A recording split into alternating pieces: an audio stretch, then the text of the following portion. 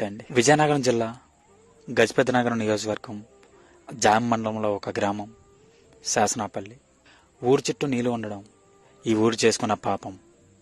ఈ ఊరి మీద నుండి వేరే ఊరికి పోవడానికి రోడ్డు మార్గం లేకపోవడం ఈ ఊరికి ఉన్న శాపం. ఎందుకంటే ఆ ఉన్న ఒక్క రోడ్డు మార్గం కూడా వర్షాకాలంలో నీరుతో నిండిపోతుంది. వర్షాకాలం వస్తే చాలు ఆ గంగమ్మ ఈ ఊరిని 4 వైపులా మూసేసి ఈ ప్రజల్ని ఎటు పోనివ్వకుండా చేస్తుంది. ఈ ఊర్లోని పిల్లలు చదువుకోవాలన్నా, ఈ ఊర్లో ఉండే ప్రజలు నిత్యావసర సరుకులు కొనుక్కోవాలన్నా వీళ్ళు వెళ్ళవలసినది పక్కన ఉండే పెదవేమలి అనే గ్రామం. ఈ 2 ఊళ్ళ మధ్య ఉండే దూరం 2 కిలోమీటర్లు.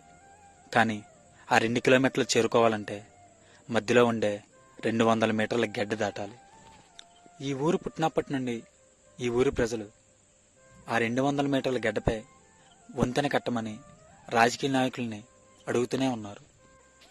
ప్రభుత్వాలు మారుతున్నాయి, రాజకీయ నాయకులు మారుతున్నారు, కానీ ఈ ఊరు సమస్య తీరడం లేదు. ఎలక్షన్ ముందు ప్రతి నాయకుడు మేము గెలవగానే బ్రిడ్జి వేస్తామని చెప్పి ఈ ఊరు ప్రజలకు మాటిస్తున్నారు. ఎలక్షన్ అయిపోయిన మరుక్షణం ఎవరు ఈ ఊరిని పట్టించుకోవడం లేదు. ఈ సమస్యను గాలికి వదిలేస్తున్నారు.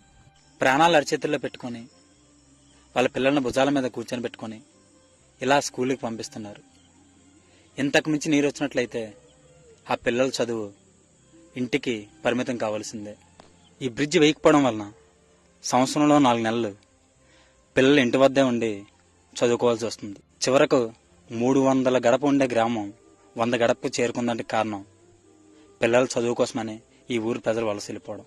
బయట ఊర్లకి కూలి పనికి కూడా పోయడానికి ఆస్కారం లేక ఇంటి పట్టునే ఉండవలసిన పరిస్థితి వస్తుంది. ఖాళీ అవుతున్న ఊరికి ఊరట రావాలన్నా, ఊరి నుండి వలస వెళ్ళిన వాళ్ళు తిరిగి ఊరికి రావాలన్నా ఈ బ్రిడ్జి పడాల్సిందే. ఈ బ్రిడ్జి వేయడం వల్ల ఈ ఊరు ఒక్కటే లాభం పొందదు. గజపతి నగరం నుండి గంటెడ మీదుగా ఎవరైనా సరే అనకాపల్లి వెళ్ళాలనుకుంటే ఇదైతేనే తక్కువ దూరం. మా ఊరి సమస్యను రాజకీయ నాయకుల వరకు చేరేలా